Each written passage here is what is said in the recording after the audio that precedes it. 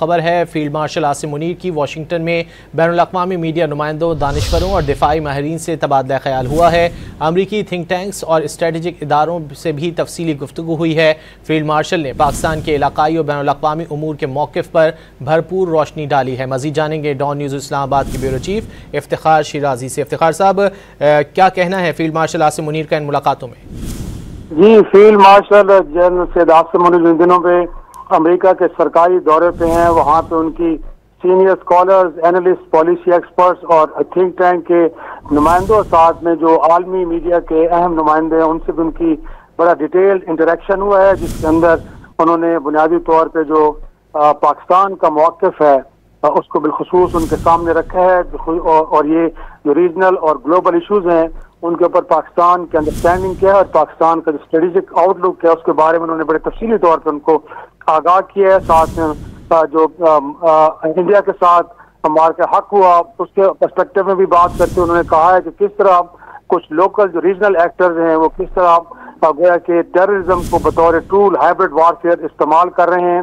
उन्होंने ये भी कहा कि पाकिस्तान जो दहशतगर्दी के खिलाफ जंग है उसमें फोर फ्रंट स्टेट के तौर पे जंग लड़ रहा है और इस दौरान हमने न सिर्फ इंसानी जाने बल्कि अपनी मैशत को भी बहुत बड़ा नुकसान किया है, लेकिन पाकिस्तान अपने आज़म के साथ आगे बढ़ रहा है। उन्होंने कहा है कि पाकिस्तान के अंदर बहुत एक इन्वेस्टमेंट के मौके मौजूद है। उन्होंने कहा है कि जी पोटेंशियल है बहुत बड़ा वहाँ पे इंफॉर्मेशन टेक्नोलॉजी में, एग्रीकल्चर में, मिनरल्स एंड माइंस के अंदर, और वहाँ पे आके इन सेक्टर्स को एक्सप्लोर किया जा सकता है और यहाँ पे बड़ी एक कह सकते हैं कि प्रॉस्पेरिटी इसके जरिए लाई जा सकती है।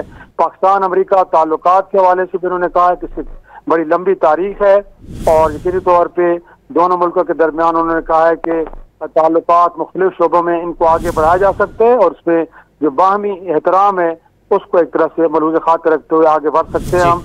उन्होंने ये भी कहा है कि जो रीजनल और ग्लोबल इशूज है उनके ऊपर भी पाकिस्तान का मौक़िफ़ बड़ा वाज़ेह है। हम समझते हैं कि उन्होंने कहा है कि मुज़ाकरात सफारतकारी के जरिए मामलात को हल किया जाए और इस दौरान जो आलमी कवानीन है उनका एहतराम किया जाए। उन्होंने कहा है कि पाकिस्तान इस हवाले से अपना जो एक रोल है वो रीजनल इशूज़ हों या इंटरनेशनल, जिसमें गोया के अमन को कायम करना हो और सिक्योरिटी फ्रेमवर्क के अंदर रहते हुए पाकिस्तान अपना ये रोल प्ले करता रहेगा। उन्होंने कहा है कि पाकिस्तान गोया के चाहता है कि दुनिया में एक रूल्स बेस्ड इंटरनेशनल ऑर्डर कायम हो जिसके अंदर गोया के जो कवानीन है, जो रूल्स हैं उनको अहमियत दी जाए। ऐसा नहीं है कि उसके बगैर कुछ होना चाहिए। तो ये एक बड़ी डिटेल उन्होंने वहाँ पे एक तरह से इंटरेक्शन किया है और इस इंटरेक्शन को थिंक टैंक्स की जानिब से, एक्सपर्ट की जानिब से सराहा गया और कहा यह भी गया है कि ये अमेरिका और पाकिस्तान के दरमियान जो स्ट्रेटेजिक डायलॉग है उनकी एक नई शुरुआत है और इससे दोनों मुल्कों के दरमियान जो ताल्लुक है